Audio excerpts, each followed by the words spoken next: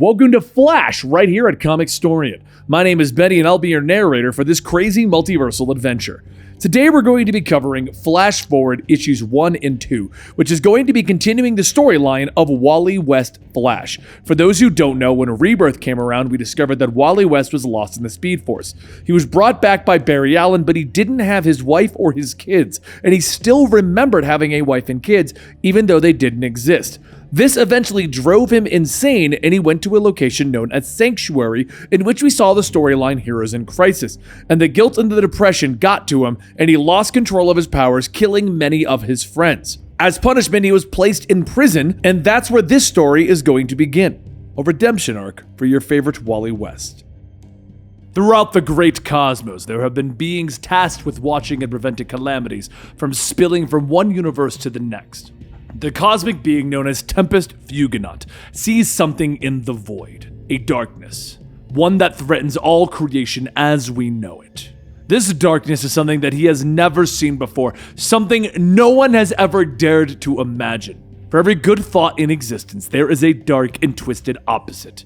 In those final moments, a dark universe is created, and this dark multiverse is forever destined to decay. Its vile toxicity is bleeding outward onto the main 52 known DC universes. Tempest Fugonaut remains steadfast in defending the darkness all his own. But may all that ever was, or all that ever will be, have mercy on his soul for what he is about to do. The multiverse needs a hero, even if this hero might be the last person that anyone would ever expect. And in a dark cell in the Blackgate Supermax prison, Wally West lays in his bed. He lays there wearing a suppression collar, not as punishment, but for the safety of others. Wally West lost control of his powers and accidentally killed his best friend and many others.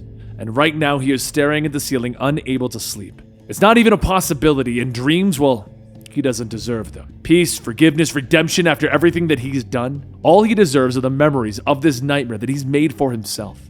A guard bangs on the cell bars, telling him that it's time to eat. Hero. Wally gets up, leaving his cell, scoffing, telling himself, right, hero. They had to put him somewhere before his trial, and the only place that could contain him would be this place. Everyone here hates him, though. Either he put his fellow inmates in here, or he knows someone who did. With that, everyone is trying to make a name for themselves, like Double Down. And Wally welcomes it. It's what he deserves. Why should he be able to walk this earth when others that he killed with his own hands can't? But no, it's never that easy. And Murmur makes sure of that.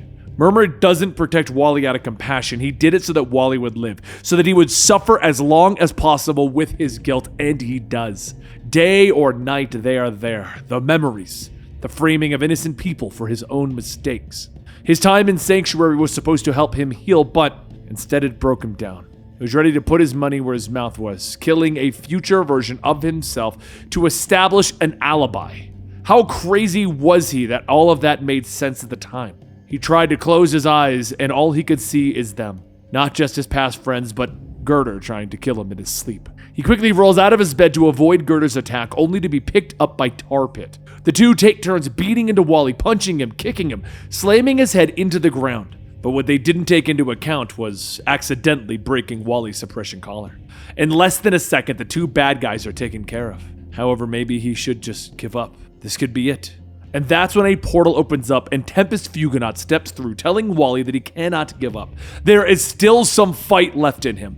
Wally asks who is he, and Tempest tells him his name, and tells him that he has risked much just coming here. My body grows weak. We must go.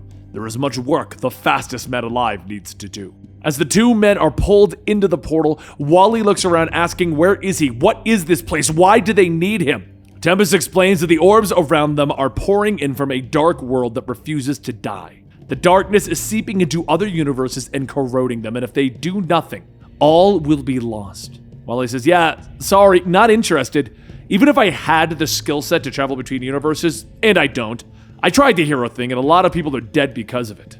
Tempest laughs, telling him that he only glimpsed into the power that he wields. Ever since, he has become unmoored. Wally asks what does he mean by that, and Tempest tells him that there are no time for words. I was not asking for help. It is your destiny to serve the cosmos, Wally West. Tempest releases a blast from his cosmic staff into Wally, and before he even has a chance to react, Wally sees himself back in his uniform. Wally begins to yell, "No, no, no, no, these clothes are everything I used to be, I can't wear this."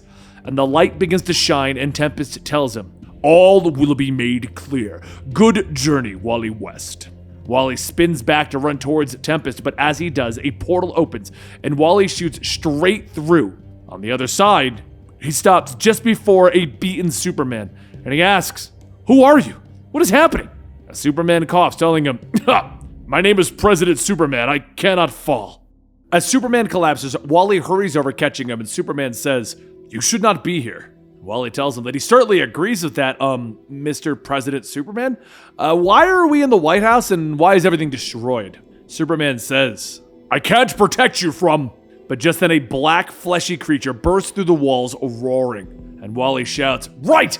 That! We should get away from that!" Wait, what's the glowing stick? Maybe it was a gift from a certain someone? So Wally holds out the rod that he was holding, and it emits a blast that rips the creature apart. But before he could even guess what happened, this world's Justice League of America's Batman tells him that if he attacks one of them, "You must face us all." Superman tells him to stand down. This man is an ally, and right now there's no time to point fingers. You need to tell me what happened before it's too late.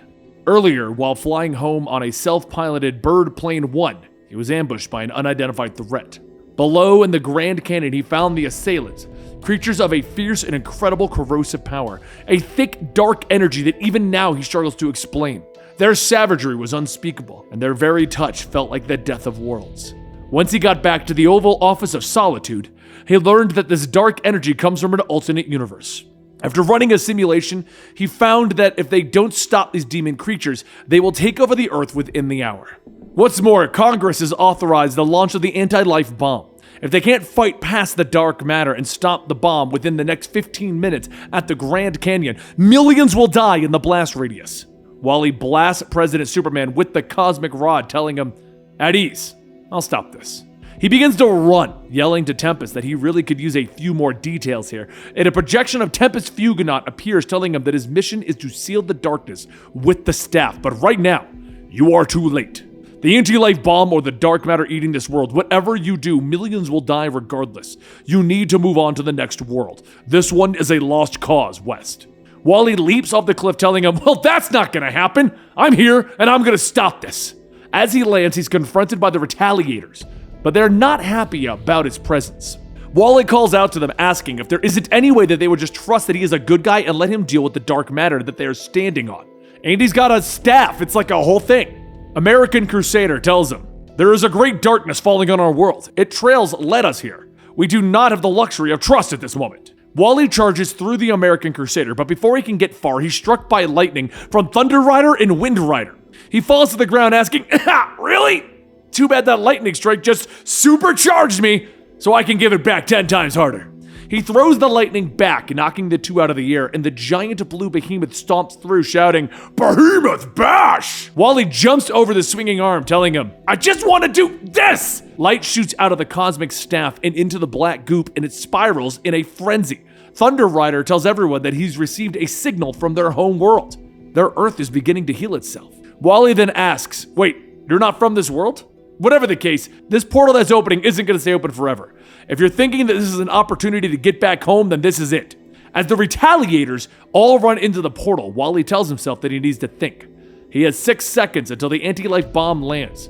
That isn't a lot of time, even for him.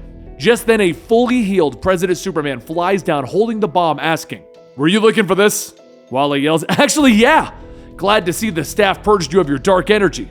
Superman lands, telling him, "I want to thank you for all that you've done. You really are a symbol of hope." Wally sighs, telling him that he really wishes people would stop telling him that. He's just glad that everyone's okay, but he has to go. President Superman then asks, "What can we do to help you? Anything at all?"